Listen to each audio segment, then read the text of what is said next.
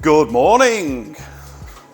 How about that then? Well not all, a big chunk of outstanding casks collected and filled. Just mashed in, Murgy straight. This is a 3:1 mash thickness, which I guess some people might find a bit loose, but it does work for me at least. And I daren't change it now because I know how it responds and what I'm going to get out of it. So we'll just keep going at that. Okay, water everywhere, but not enough. This tank is a 600 litre tank to the brim. I don't brim it. I fill it to 575, just so we're not sort of splashing out the top. And there's a little hole as well that leaks where I drilled a hole for the sight glass. So we're at 575. We mash in on a 2-turn brew day, a double brew. For turn 1, we mash in, takes us to there. Then we sparge, takes us to virtually to the bottom. We've got about 20 litres left at the end. After we sparged, of course, the copper's full. The mash tun is now empty but full of wet grain, so we can dig out, load in the new grain, and at that point we can mash immediately if we want to. We hold off on the mash because we need an empty kettle at the end of the mash, otherwise it's going to sit mashing for hours potentially, and we want to try and keep it consistent. So there's a little bit of timing going on that I've worked out, and hopefully that will work today. But the issue of not having enough water for turn 2 is a problem. We could have a double-sized mash tun or a double-sized HLT or another HLT. But just as a stopgap measure, what I've done is this morning, the first thing I did when I got here was got this kettle on. We filled it up last night. So in there, we've got about 300 litres of just water coming up to temp. That then will allow me to basically backfill the space that is over after we've mashed. I've got some temporary storage in the fermenter, or we could potentially sparge directly from the copper, maybe. Either way, we've got 300 litres more water, which is definitely enough for us to have enough water to mash for turn 2. And then for sparge of turn 2, we should have cooling water at that point, topped back up to the brim. So fingers crossed, we'll be okay. But there's definitely a lot of timings I've had to write down just to make sure we're optimised and ready to go. Should have just bought a bigger tank, but hey, benefit of hindsight.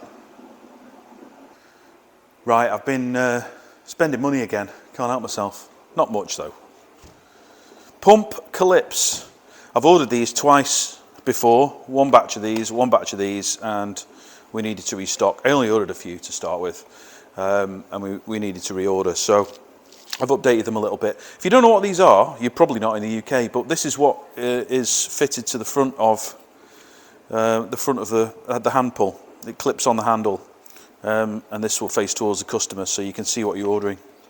There's a few suppliers around, but I found, just through an internet search if I'm honest, I found Hot Metal Press and got in touch with Jim there. They're brilliant, honestly. They're dead quick, good quality, prices are decent, very reasonable, and he's not let me down once. So these turned up in a matter of a few days.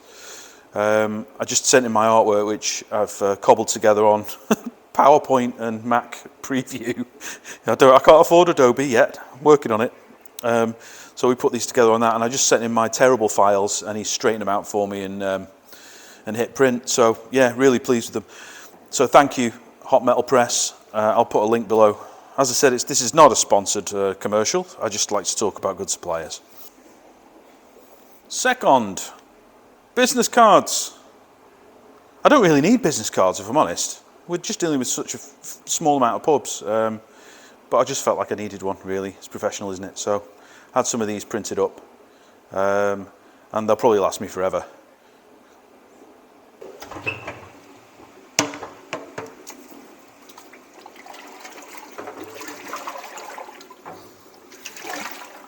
I'm only giving it a whiz round so I can measure the temperature. God, I'm out of breath today. Must have been all that pizza last night. Oop. Where is my thermometer? Oh, come on. Aha! There she is.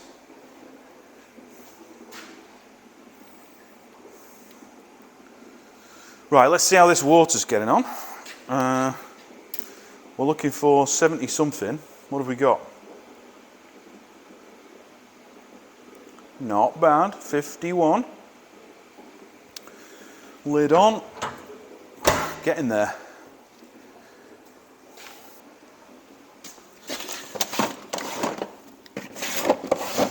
Where is it? As some of you know, I like to hang about at the homebrewforum.co.uk. If you're not familiar, go take a look. It's a very pleasant place with some wonderful people. Anyway, there's a thread on there the other day. In fact, it's an ongoing thread, it's been going on a while. But Agent Gonzo referenced my technique, not in a bad way, for once. Wasn't calling me a moonshiner like that other plonker. Yeah, it just got me thinking really, about boil time. The thread, it's 90 minute or 60 minute boils, I think. If you search it, you'll find it anyway. And there's some debate on there about the value. And I'm a 1 hour guy. I am 60 minutes boil. Because I've always been 60 minute boil. My recipes are designed with a 60 minute boil in mind. When I first started all grain, if it was a Pilsner malt, for example, I would boil it to death. It was like 1 hour 30 or more. But I think, with the modern malts that we have, the luxury of these days, I don't think that's a necessity anymore. Again, I'm not trying to, bring the science into it. I'm sure there's people out there far more clued in than I am. But I've never had a problem with a 1 hour boil with any malt that I've used. No off flavours. It just seems to work.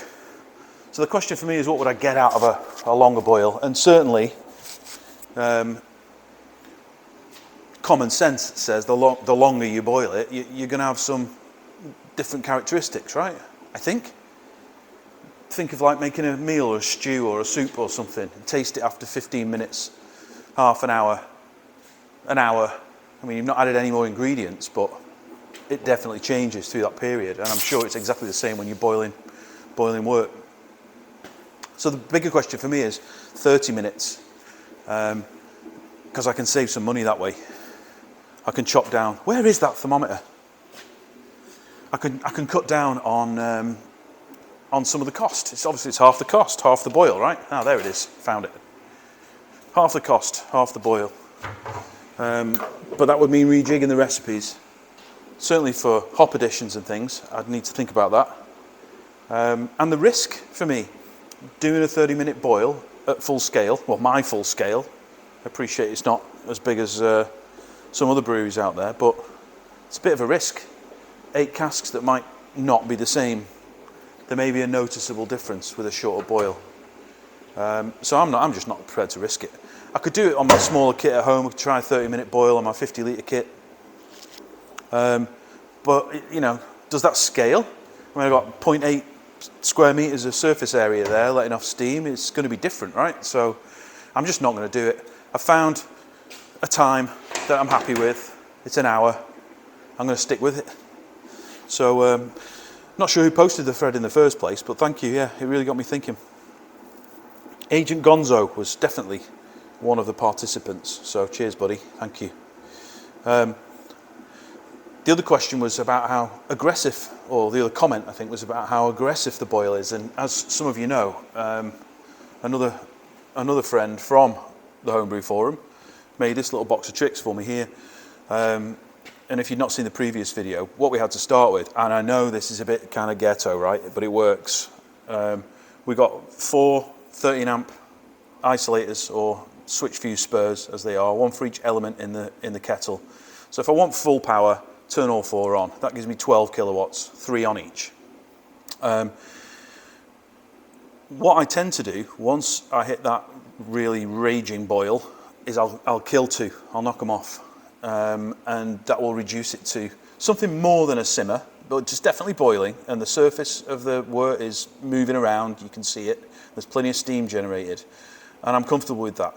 Again, depending on environmental factors, I guess, sometimes I need a little bit more or a little bit less to get the same effect, but I've only got 25% steps here with these. So this little box that Martin made, allows me to select one of the elements, in my case, element number 4, and I can adjust the power of that element from 0 to 3 kilowatts in 256 steps, I think he said. So not quite infinitely configurable, but pretty close. So I now have the luxury of, 1.9 kilowatts if I want. I just need to twist the dial and get on with it. So that's removed the need for a big flashy panel with PID controllers, etc. For now. Yeah, I'd love one. Of course I would. I'm going to make one day. But I'm not sure how it's going to actually help me make better beer or more beer or faster beer or whatever at this stage that we're at. Maybe I need more control with some other beer styles further down the line. But for now, this is adequate. It works. Not more than adequate. It does what I need it to. Exactly what I need it to. I just checked that temperature, didn't I? I can't remember what it was now. Right, it was 60, I think. We'll get in there anyway. 52, 53, 54, 55, 56, 55.6. Beautiful. So we racked 8 casks of Mergy last night, and after we'd racked, and I'd already taken my readings, fortunately, I bloody broke my hydrometer. Can't believe it. These are not cheap. 50 quid-ish each. And I'm going to need another one in 2 weeks. The reason it's in 2 weeks, they come in a set. Unlike the ones you have at home, got one here actually, emergency hydrometer. Unlike the ones you have at home, the scale on this goes from, well, less than 0, 0.99 at the top, all the way down through all your usual starting gravities, all the way up to 120. But not particularly accurate. This is a Stevenson Reeve one as well, but the hobbyist ones, the HMRC, do not like at all, because we've got to give them an extra decimal place. You've got to use something a little bit more precise. So these run at sort of 45 to 50 quid, depending. If you want the 0.5 resolution, I think it's £44 each. If you want the 0.2 resolution, then I think they're about 54 quid each. So yeah, dropped it, snapped it. Went home, had a beer to console myself, and then ordered a full set of 3. This particular one that I've broken is the 1 to 1030. So that's my final gravity measurement. The starting gravity ones are okay, so we're all right for today. But in 2 weeks, I need another one of these. So I've ordered it last night. Fingers crossed that should be here in time.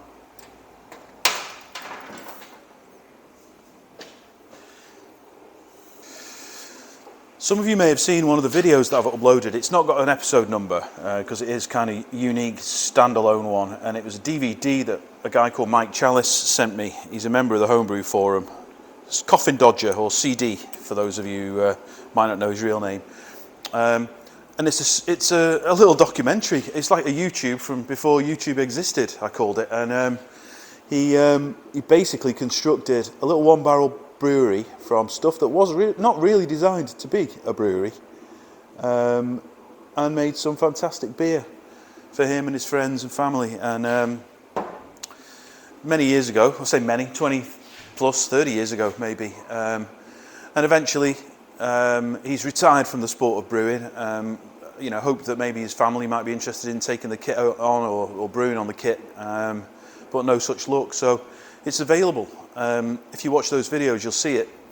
It's pretty much unchanged since then. I mean, there's some modifications that he's made to it, but essentially the vessels and tanks are all the same, and he wants to get rid of it. And I said I would mention it because I get quite a few emails and contacts from people who are, toying with the idea of setting up, but nervous about the big investment they need to make on equipment. This is a great little way to get started, and it would be wonderful to see it go to a good home. Mike's a legend, and that kit, even just to collect it and keep it, I think the value is incredible. It's very innovative, some of the stuff that he's done.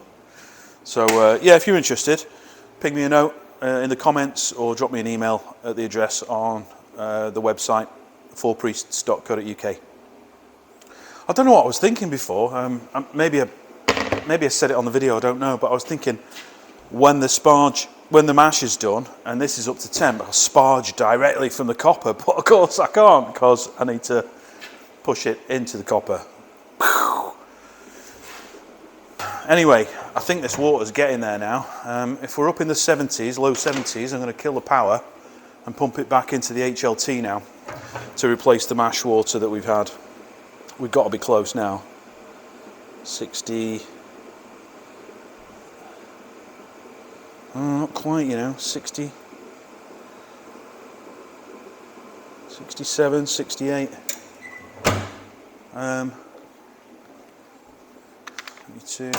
We should be all right, you know, I think, because we've got water in the tank at 72 already, 68, same amount again, roughly, so we'll be somewhere around 70. So I'm going to do it. Let's get it pumped over. Once we've turned the elements off, or there'll be an interesting burning smell in here. Right, let's get this thing tightened up. So, what I need, oh my God, these things. I need my mum to stitch them into my sleeves like this, like a kid's mittens, so you can't lose them in the playground because they just go walkabout all the time. I saw, what's her name, Hayley, I think. One of the brewers, or the brewer, I don't know, at Siren in Finch Hampstead. She's got this Ace tool belt, Ace, and everything's in it, and her mum made it, and I want one. Really, really good. Yeah, really good. I definitely need one. She should start selling them. I know you probably don't watch Hayley, but if you do, or someone tells you, ask your mum how much. I want one. I'll send you the logo and everything. Oh.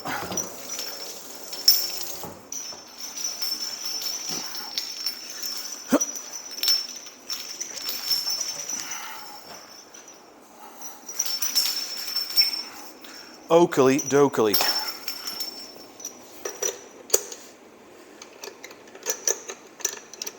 Come on, man. See, I've done it again.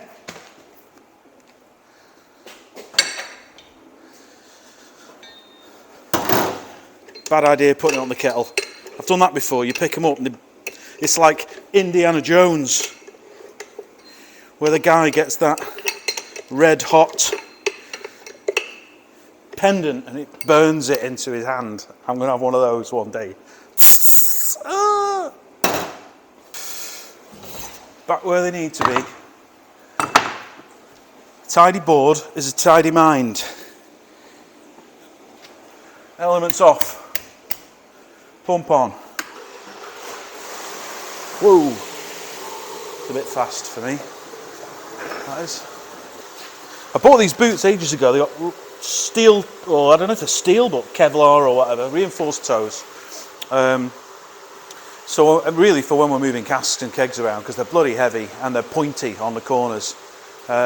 But I noticed the other day Elliot is helping me, and it hadn't occurred to me to get him some, so I bought him some. We've now got matching black hammer work boots. He's just gone to get a sandwich. His are so shiny. It's like back to school in September with your shiny new Clarks on. These boots are gleaming. So they won't be for long. They're going to be covered in crap later and yeast slops. Right, so that is dropping the temperature. Can you see that? Oh, wrong way.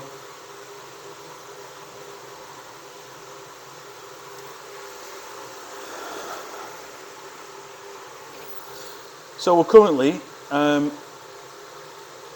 pumping in the water that we've heated in the copper, which is slightly lower temperature than I would have wanted, but the mash is done, so I need to get it out. It's dropped the temperature to 69 at the moment, 69.9. So the heating element in the HLT is still on, so that should hopefully bring us back up to 72 in time for the second mash. Oh, we're full.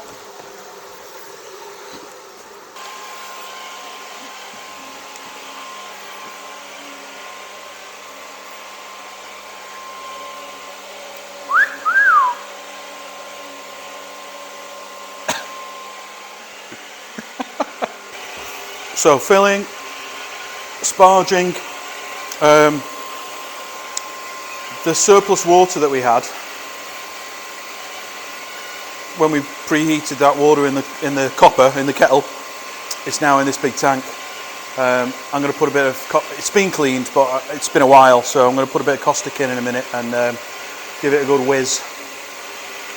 And we can use that caustic then to do the other 2 tanks here, which are currently, again, cleaned but not fully. We're not using those today anyway, but it'd be nice to have them ready and fresh for when we brew next time.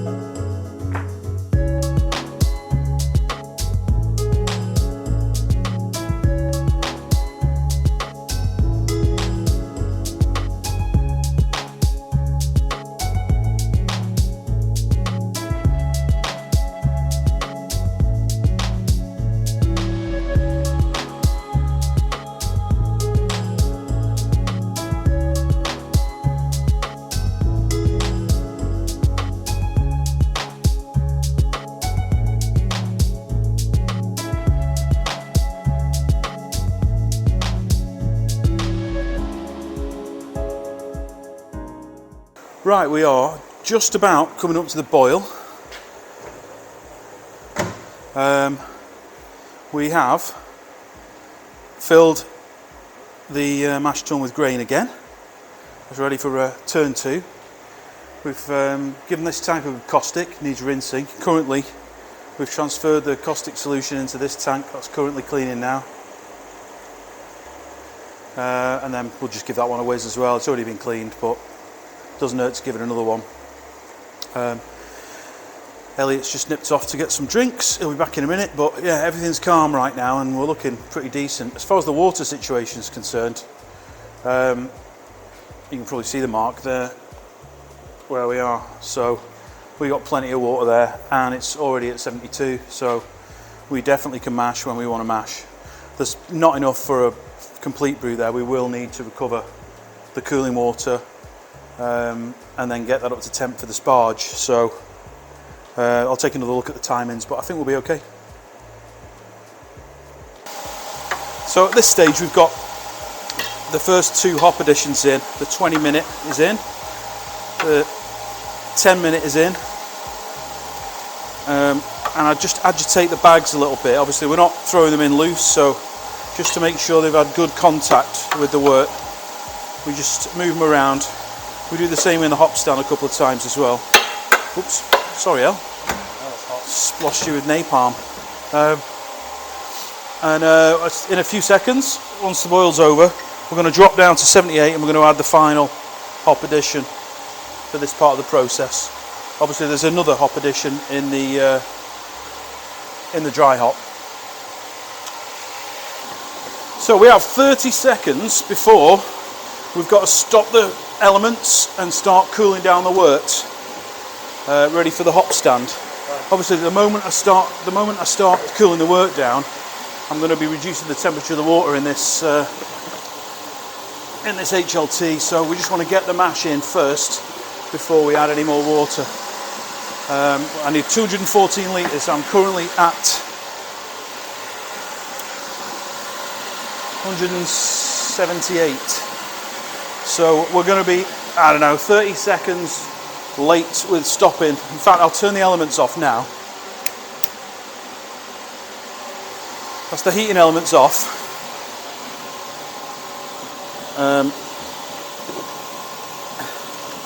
The pump is already running because it's sanitising all the pipes with the boiling wort. But in a second we'll turn on the heat exchanger, the water to the heat exchanger, and it should start to reduce the temperature of the wort that's going back into the tank. How many litres is that, El?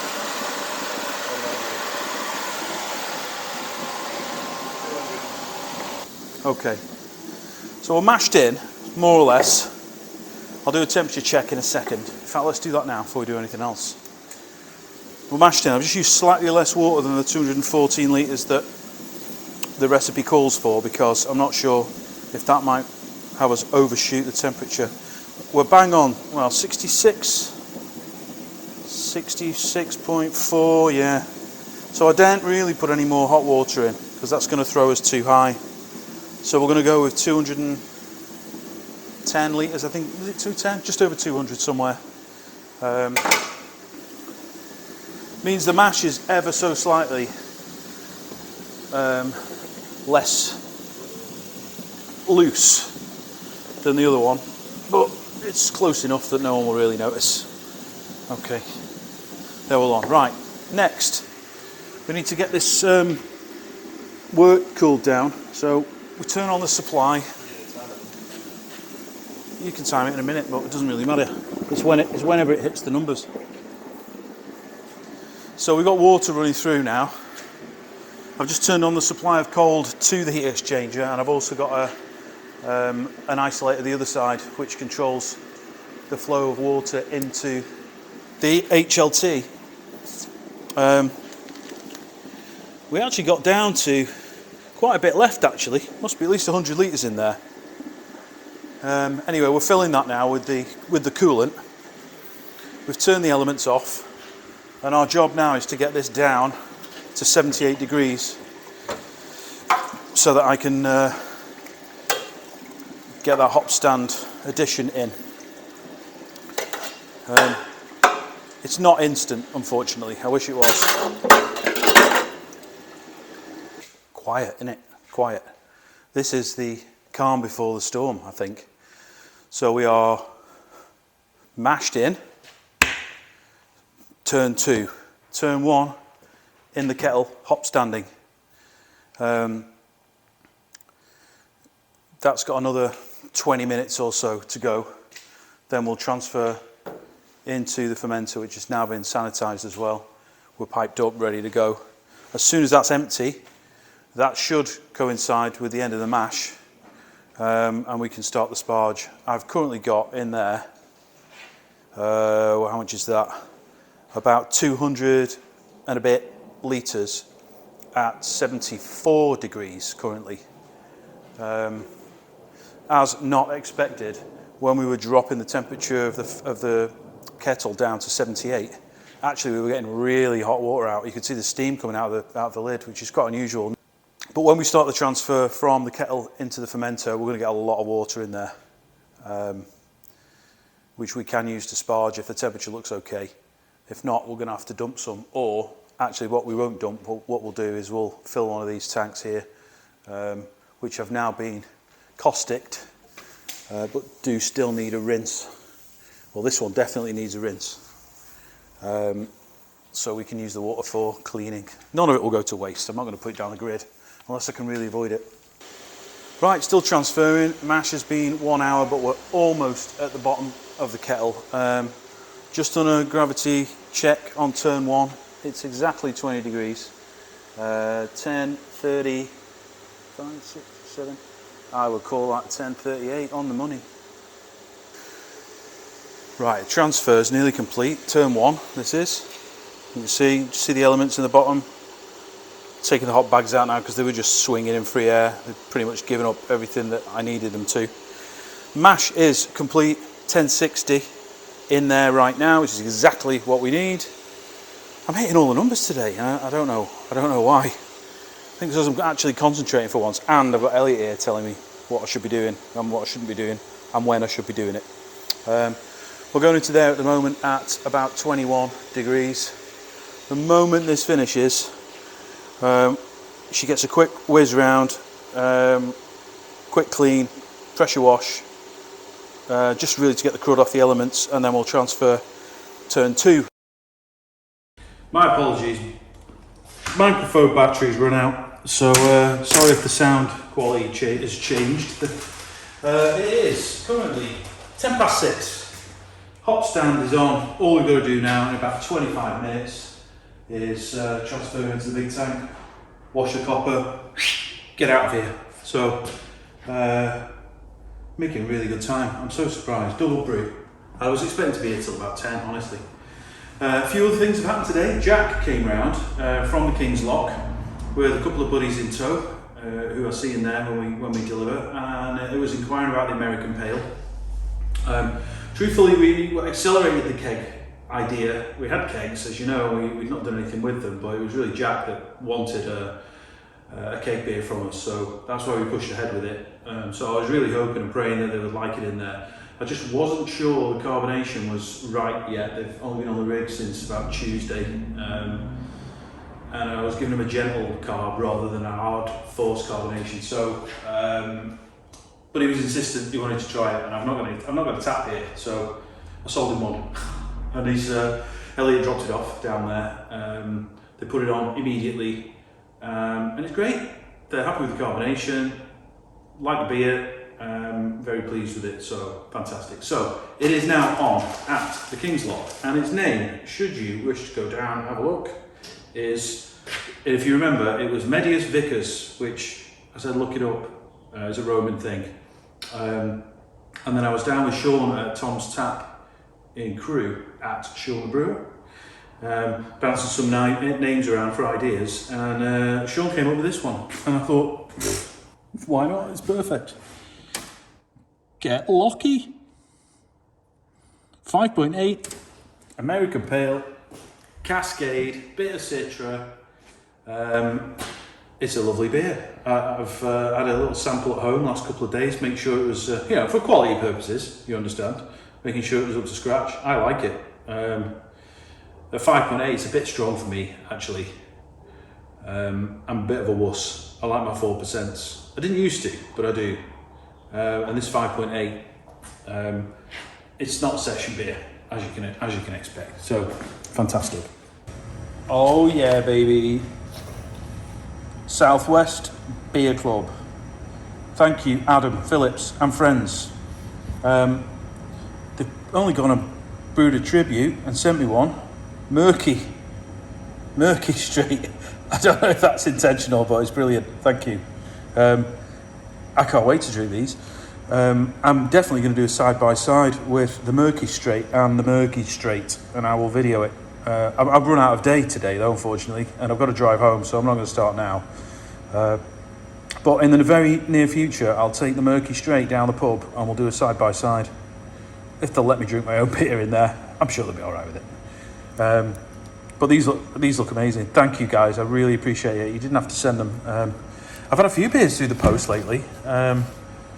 Never really done that before. We do our beer swap with the local homebrew group, but I've never really done these beer mails.